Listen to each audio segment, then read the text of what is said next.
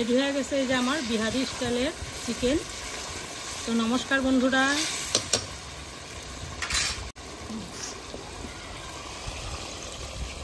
তোমরা কেমন আছো? আশা করি ভালো আছো।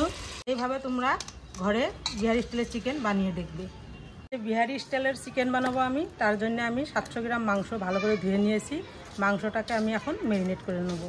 প্রথমে আমি দিয়ে দেবো হলুদ গুঁড়ো কালারের জন্য, তারপরে দিয়ে দেবো পরিমাণ মতন লবণ, তারপরে দিয়ে দেবো অল্প করে কাঁচা সরিষার তেল, দিয়ে দেবো অল্প করে রসুনের রস, যেটা আমি আগেই বেটে রেখেছিলাম। আমি সব ভালো করে মেখে নেব।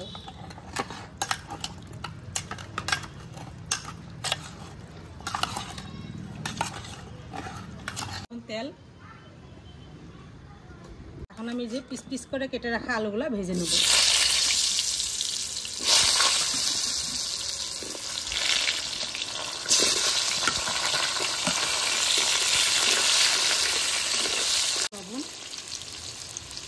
অল্প করে দিয়ে দেবো হলুদ গুঁড়ো।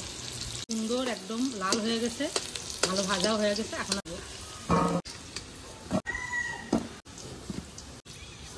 এই তেলে দিয়ে দেবো মাংস। মাংসটা কিন্তু আমি যেভাবে মাছ ভাজে ঠিক সেইভাবে 2-3 পিস করে দিয়ে ভেজে নেব।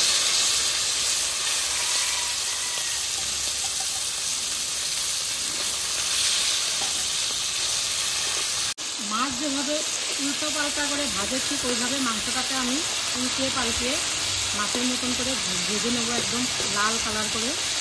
এটা করলে কি হয়, তেলটাও অনেক কম লাগে আর মাংসটা ঠিক দেশি মুরগির মতো লাগে খেতে। মাংসটা কিন্তু খুব সুন্দর করে ভাজা হয়ে গেছে। আমি এখন ছোটোগুলো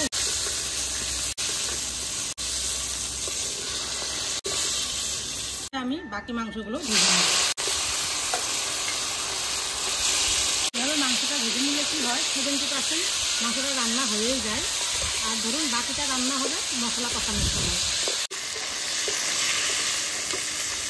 ফোড়নে দিব আমি 2টো তেজপাতা, শুকনো লঙ্কা, এখন আমি কেটে রাখা পেঁয়াজগুলো দিয়ে দেবো।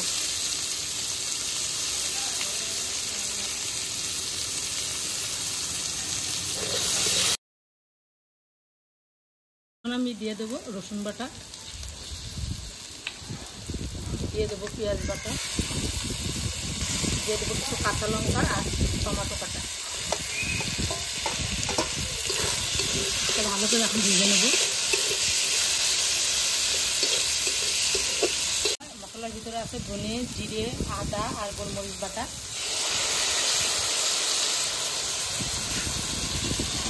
দিয়ে দেবো অল্প করে শুকনো লঙ্কার গুঁড়ো,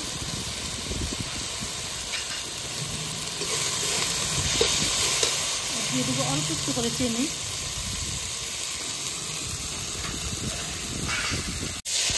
মশলাটা ভেজে ভাজা হয়।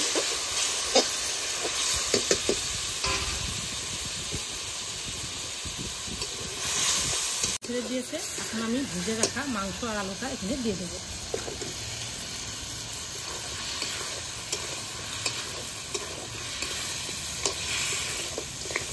ভালো করে নাড়াচাড়া করে এখন আমি একটু ঢাকা দিয়ে দেবো। মাংসটা কি সুন্দর কালার এসে গেছে। এখন আমি এখানে দিয়ে দেবো বেটে রাখা গরম মশলা।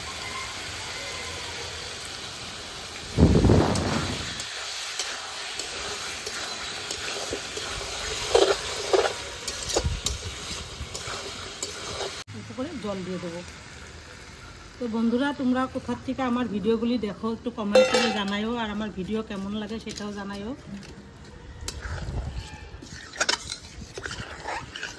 রেডি হয়ে গেছে এই যে আমার বিহারি স্টাইলের চিকেন।